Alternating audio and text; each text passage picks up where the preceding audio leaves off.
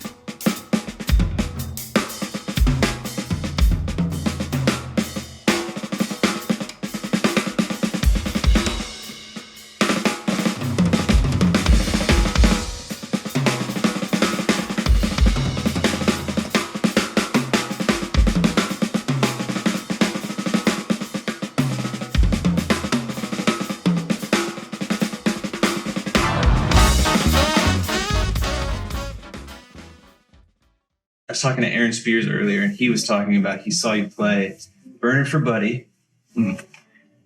That performance, he and I were both talking about how, 18 years ago, I watched that on drummerworld.com, and I thought, what is this? I had only ever heard, whatever, this is the Motown my mom listened to and stuff like that, but I'd never seen drumming like that. You had such a swagger, such a power, and right now you're very reserved, you're quiet, So what is it, what makes the difference between composed and on stage, fury, fire, leading the band? What brings that out in you? Music is a whole nother part of my life where, I get a chance to do what I do, and what comes out of it, whatever it needs to be done, that's what I do. But when I'm not behind the drum kit, I'm just quiet, just don't want to be, noticed and that kind of guy. But sometimes people can bring out things in you that, they get very surprised at the end of the results of what I do, so, I hate to say it, but crap happens. And, sure. They ended up feeling it in the morning. So is that part of because you've had such a long career. Mm-hmm. What makes people obviously you're extraordinarily talented at music. That goes with the obvious. Mm-hmm. But outside of that, what makes people call Dennis and not? Well, I think, not that I know, but I think it's because when they hire me to come in, they know that I know who I am. And they know that they hired somebody who's going to come in and not turn it into the drum show. Yeah. Because it's not about the drum show. It's not about, Dennis, the drummer, who's going to take charge over this music. Right. Rolling all over the place. I just want to play music. Yeah. I'm a musical player, and I present that, in what I do. Yeah. And that's what they hire me for. Case in point, when I used to work with George Duke, George would, we would do a take, and George would go, he goes, man, that's a take. That's really the take. And he look at me and you see I got a funny look on my face, like, what's wrong? I'm like, I think I can do it better. No, you can't do that any better. Yeah, I think I can do it. I think I can do it better. Yeah. Really? I'm like, yeah. All right, well, go out there and do another one, but we're keeping this take. And then I go out there and do something better, Yeah, and absolutely. He loved it. So, but it wasn't, me just commanding, the whole track. Yeah. You know. So what's to you? How do you tell? Because obviously, in a recording situation, a performance situation, you could always do better. It could always go worse. Mm-hmm. How do you find and decide what is in the studio situation, especially? How do you decide that's the take? Sometimes you don't get to. But when you do, I normally don't get a chance to say what's the take. When I work with John Schofield, or John McLaughlin, we agree on what's the take, and sometimes it all end up on the artist, what he feels, right.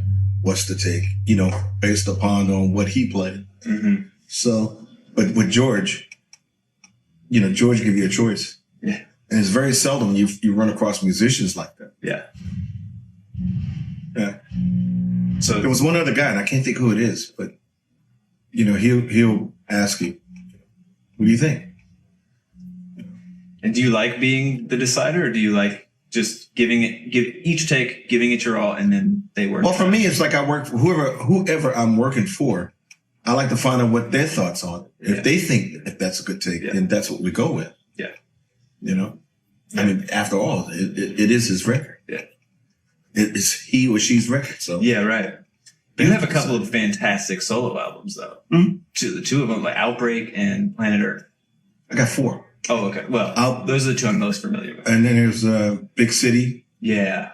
Planet Earth, Outbreak, City. Oh, Getting Even. Yeah. Okay. And Grooves. Grooves are more. Okay. So I got 5. Yeah. Grooves. Yeah. When you look back at those, like, what do those mean to you? Because you've played on hundreds, thousands of records. What are those solo? The first one, Outbreak, that wasn't supposed to be Dennis Chambers' recording. It was supposed to have been a Pearl collaboration of 4 or 5 of their top drummers: Greg Bissonette, Omar Keem, the guy who plays with Bon Jovi, Tico Torres, and somebody else, Steve Ferroni maybe, and myself at that time. And I happened to go to Japan, and I'm at Tower Records, and I'm looking through their jazz bin, and I see, going through the bins, and I see, Dennis Chambers. Oh, okay. Pull it up, look at it. And I'm thinking, I didn't pay it any mind. I'm thinking like it's probably a collaboration record because I'm on a bunch of those too. Yeah, right. And I thought it was one of those. But then I'm going through, and I got more than halfway through it, and I'm like, wait a minute. Dennis Chambers bin, that's not supposed to be there. So I figured, let me get through the rest of this and go back. So I hurry up, got through it. I went back and I pulled that thing out, and it was sure enough, it was a record with my picture on it.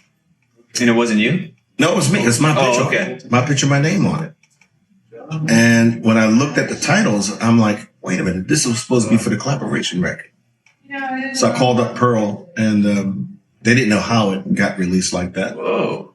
And okay, so nevertheless, I have a record with my credit. Interesting. Yeah. It's a great album. It's an amazing album.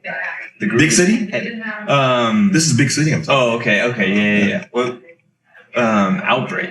Outbreak, yeah. That is that was official. Groove is so deep. Yeah.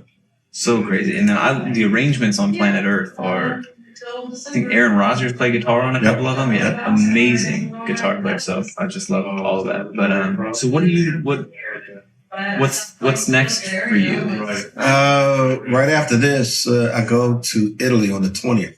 Okay. Wow. And I'll be over there playing with a Italian band. I don't come back home until the 3rd of December. Then I start up with Victor. Wow. Home for Christmas? Yeah. Okay. That's not barely. I mean, I come home on the 24th. Yeah. What, 5 years, 10 years? What happens in 5 years, 10 years? Well, I don't know. Hopefully I'm still alive. But I don't know. Yeah. I'm just taking it year by year. Yeah. Step by step. Yeah. Is that how you always approach your career? Just what's the next thing? What's the next thing? Never 20 years from now, this is what I... Okay. Just year by year. Just, that's enough to worry about right there. Yeah.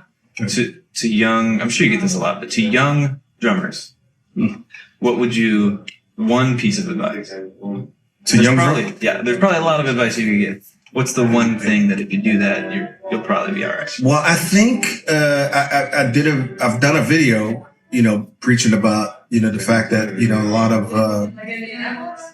the younger drummers were overplaying. Mm-hmm. It's like every time they hear a hole or see a hole, they fill it up. Yeah. And, when you're on the bandstand with 4 or 5 other people, it's not about you. Yeah. It's about us. Yeah. And it should sound like it's us. Yeah. Not about the drummer who's trying to prove a point. Right. That he can play. Yeah. If you play the music and then, when somebody give you a solo, then you play, okay, everybody know you play. But don't try to prove, try to absolutely. play the whole show like that.